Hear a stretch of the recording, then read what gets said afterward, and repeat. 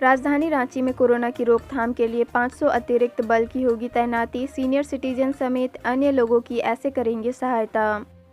राजधानी में कोरोना के बढ़ते संक्रमण ने पुलिस मुख्यालय भी चिंता बढ़ा दी है। रांची में कोरोना की गाइडलाइन का पालन कराने व मास्क चेकिंग के लिए ट्रैफिक पुलिस की सहायता के लिए पूर्व से तैनात पुलिसकर्मी के अलावा 500 अतिरिक्त पुलिस बल लगाए गए हैं। अभियान के तहत पुलिस बल का काम सीनियर सिटीजन को दवा समेत अन्य ज़रूरत के सामानों को भी पहुंचाना होगा। वहीं अस्पताल में भर्ती होने में परेशानी होने पर पुलिस उनकी सहायता करेंगे। ज़रूरत पड़ने पर सख्ती भी बरती जाएगी। गुमला में तेजी से ठीक हो रहे हैं कोरोना के मरीज। 2930 पीड़ितों में से 2555 मरीज स्वस्थ। जाने ताज़ा हालत। गुमला में जिस तेज़ी से कोरोना संक्रमण के मरीज बढ़ रहे हैं, उसी तेज़ी से मरीज ठीक भी हो रहे हैं। स्वास्थ्य विभाग के आंकड़ों के अनुसार गुमला जिले में मार्च 2020 से 16 अप्रैल 2021 तक 2930 लोग कोरोना से पीड़ित हुए हैं, जिनमें अब तक 2555 मरीज स्वस्थ हो गए हैं। वर्तमान में गुमला जिले में कोरोना संक्रमण से 365 मरीज पीड़ित हैं, जिनका इलाज अस्पताल व होम क्वारंटीन में चल रहा है। रेमडेसिविर की आपूर्ति में झारखंड के साथ हो रहा भेदभाव। 36,640 फाइल दवा की थी मांग, लेकिन मिली सिर्फ इतनी। झारखंड के साथ रेमडेसिविर की आपूर्ति करने के मामले में भेदभाव बढ़ता जा रहा है। अब तक राज्य सरकार ने रेमडेसिविर बनाने वाली 5 कंपनियों में कुल 36,640 फाइल दवा की मांग की है, लेकिन झारखंड के लिए केवल 8,038 फाइल दवा की उपलब्ध कराई गई। दूसरी ओर उत्तर प्रदेश और मध्य प्रदेश जैसे राज्यों को दवा कंपनियों द्वारा दवाओं की 26 हज़ार फाइलें सुलभ कराई जा रही है।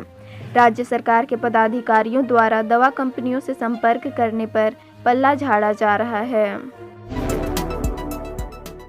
कालाबाजारी और महंगाई पर रोक लगाने के लिए केंद्रीय खाद्य आपूर्ति सचिव ने राज्य को लिखा पत्र, दिया ये निर्देश। कोरोना संक्रमण के बढ़ते मामले को लेकर लोग सतर्कता बरत रहे हैं। वायरस से बचने के लिए लोगों ने हैंड सैनिटाइजर और मास्क का उपयोग शुरू कर दिया है। पिछले 10 दिनों में राजधानी में इसकी मांग इतनी बढ़ गई है कि मेडिकल स्टोर में इनकी कमी आ गई है। सर्जिकल आइटम में पल्स ऑक्सीमीटर, स्टीम वेपोराइज़र और थर्मोमीटर का संकट थोक बाजार में दिखने लगा है। जरूरी दवाओं की भी कमी दिखने लगी है।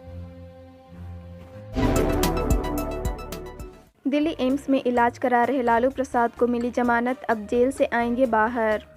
चारा घोटाले से जुड़े कुल 4 मामलों में जेल की सज़ा काट रहे लालू यादव को 3 मामलों में पहले ही झारखंड हाईकोर्ट से जमानत मिल चुकी थी।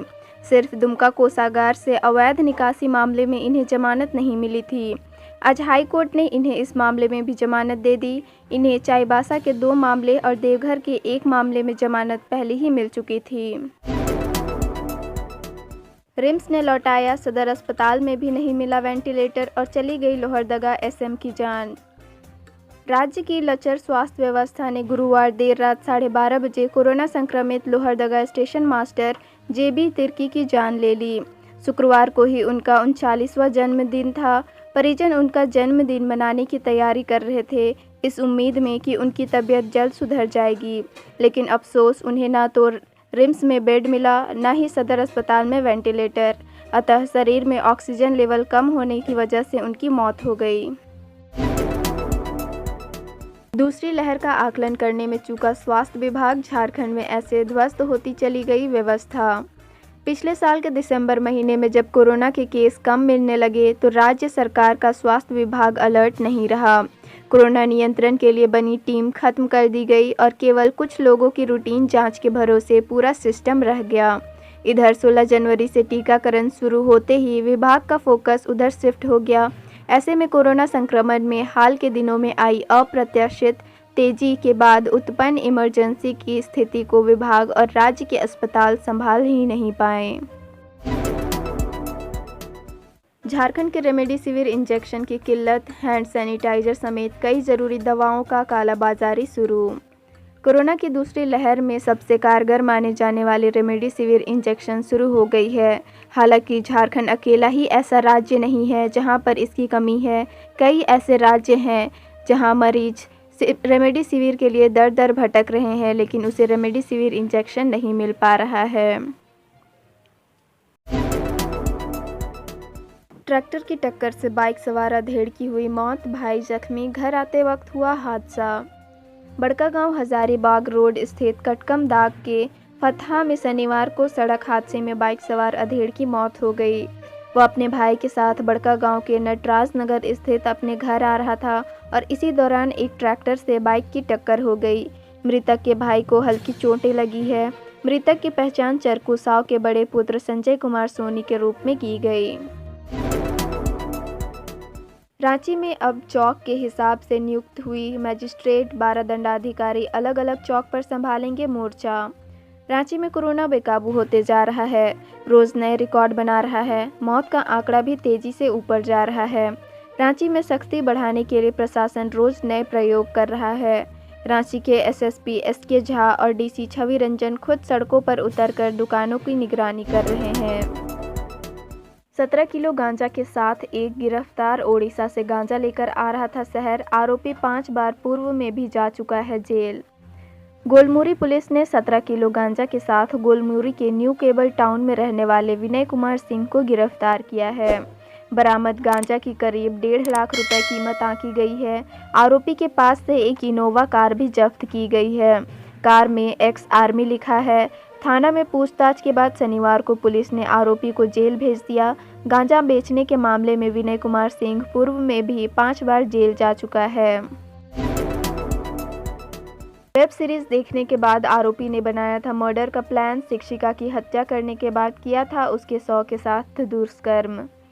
कदमा तिस्ता रोड में पत्नी, 2 बेटी और ट्यूशन शिक्षिका की हत्या करने के आरोपी दीपक कुमार को पुलिस ने शनिवार को जेल भेज दिया। इसके पूर्व बिष्टुपुर थाना में एसएसपी डॉक्टर एम तमिलवानन ने पूरे मामले की जानकारी दी। दीपक को पुलिस ने शुक्रवार को धनबाद के HDFC बैंक से गिरफ्तार किया था। पूछताछ में दीपक ने बताया, वेब सीरीज देख उसने अपने परिवार, रोशन, उसकी पत्नी और रोशन के मामा प्रभु की हत्या की योजना बनाई थी, जबकि शिक्षिका द्वारा उसकी पत्नी और बेटियों की लाश देखने के बाद शोर मचाने के कारण उसकी हत्या की। शिक्षिका की हत्या करने के बाद उसका लाश ठिकाने लगाने के दौरान उसकी नीयत बिगड़ गई, जिसके बाद उसने शिक्षिका के 100 के साथ रेप किया। वहीं एसएसपी ने कहा कि अपना पूरा परिवार खत्म कर देने वाले आरोपी के आंखों में एक बूंद आंसू तक नहीं गिरा।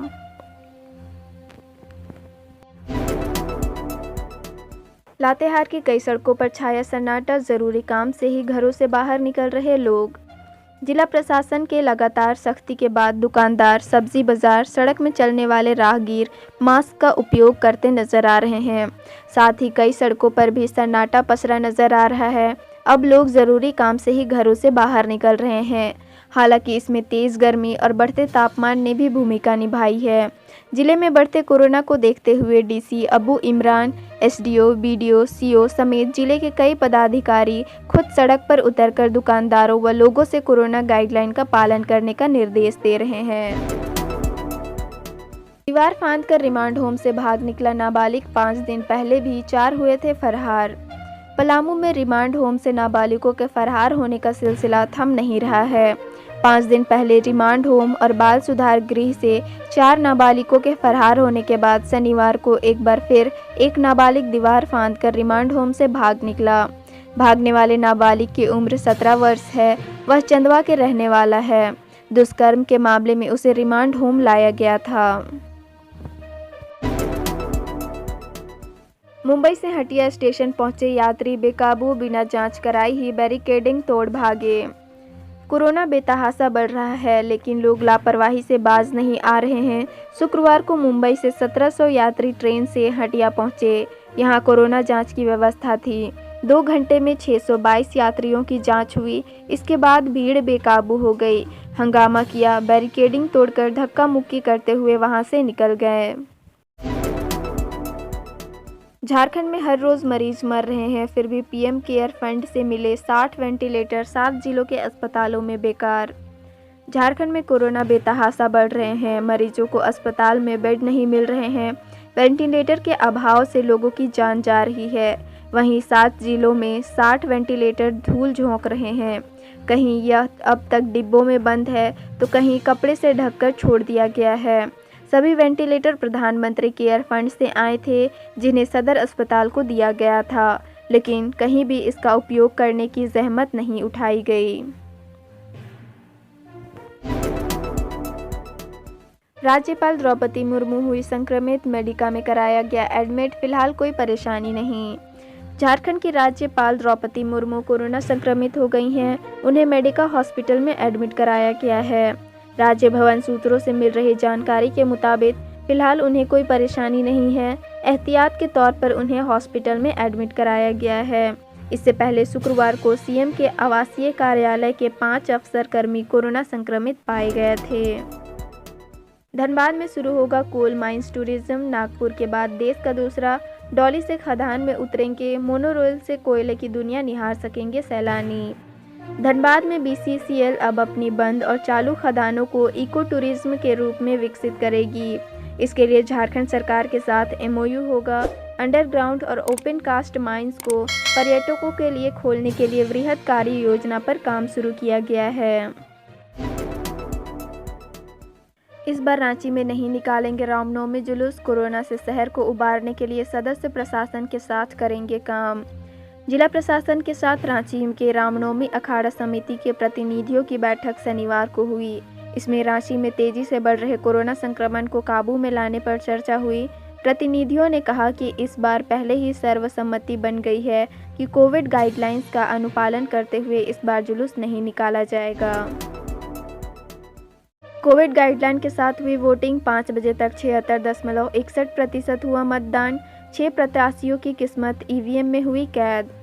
मधुपुर उपचुनाव को लेकर शनिवार को मतदान संपन्न हो गया। 487 बूथों पर कोविड गाइडलाइंस का ध्यान रखते हुए वोटिंग कराई गई। 5 बजे तक 76.61% वोटिंग हुई। इसके साथ ही उपचुनाव में 6 प्रत्याशियों की किस्मत ईवीएम में कैद हो गई। इनमें से भाजपा और झामुमो के प्रत्याशियों को छोड़कर शेष निर्दलीय हैं। अब 2 मई को नतीजे आएंगे।